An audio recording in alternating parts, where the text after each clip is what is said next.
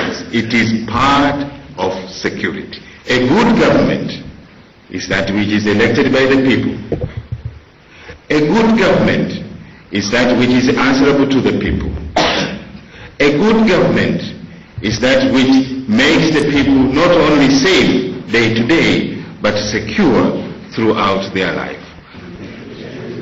And today here we see that face of a good government, where the security people serves, the civilians, the civil society, you are sitting together to talk about security.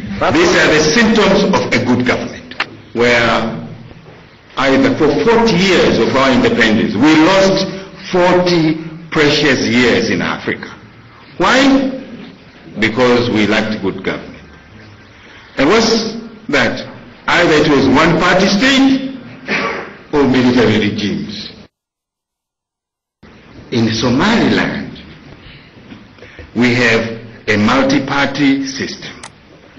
In Somaliland, we do not have a military regime. In Somaliland, we have a government that changes from one party to another and no fighting. The president. ayaa waxa uu sheegay in dowladaha Afrika ay waafayeen oo ay dhibaatooyin badan ay u geysteen rajiimyo kala dambeeyay isla markaasina ay tahay dowladahaasi qaar muddo dheer oo xisbi kaliya uu ka talinayo.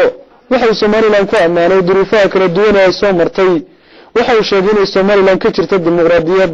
waxa uu sheegay in jirto dowlad wanaagsan isagoo xusay in ay dadka ka soo qayb galay shirkan ay yihiin dad muhiim u ah Somaliland isla markaasina ay muujinayaan hay'adaha kala duwan ee ka kala yimaadeen dadka shirkan ka qayb qaadanaya dowlad wanaagga Somaliland. dowladda Somaliland ay tahay mid wanaagsan. waxa uu sheegay in Somaliland nidaamka dimuqraadiyadda uu keenay in isbedel ku yimaado dowladdii hore iyo dowladdan isla markaasina labada dowladood ay kala wareegeen si cadaalad ah isagoo sheegay in dowladda la soo doortay.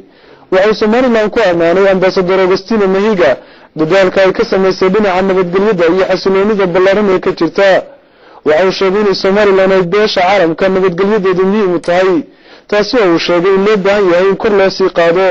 qodobada muhiimka ee shirka ka soo baxay ayuu sheegay inay ahayd sanadkan dabayaaqadiisa lagu qabto shirkan Somaliland, taasi oo uu sheegay in si xaag uga wada shaqeeyeen wasaaradda arrimaha dibadda iyo wasiirka wasaaraddaasiba.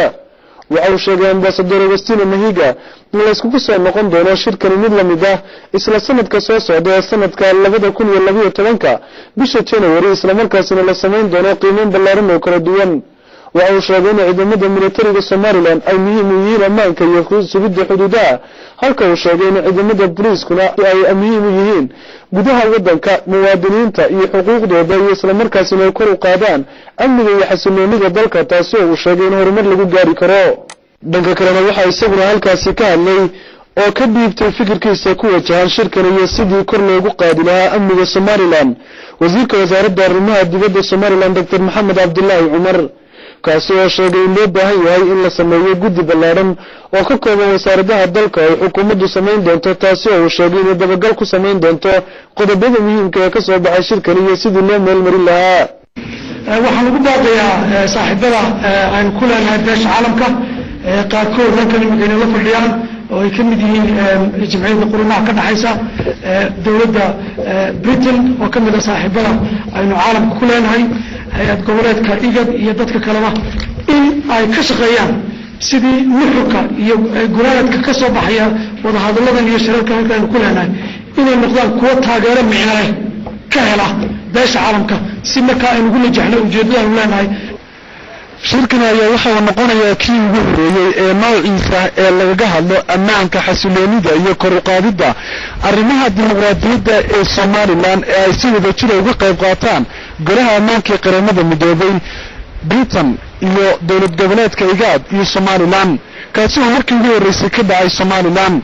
shirkan ayaa qodobada ka soo baxay waxa uu sheegay nuxurka guud ee shirku in loo gudbin doono dowladaha beesha caalamka kuwaasi oo la rabo inay tallaabooyinka muhiimka ee shirka ka soo baxay ay wax ka qabtaan. Maxamed Cabdiilig, Home Cable TV, Hargeysa.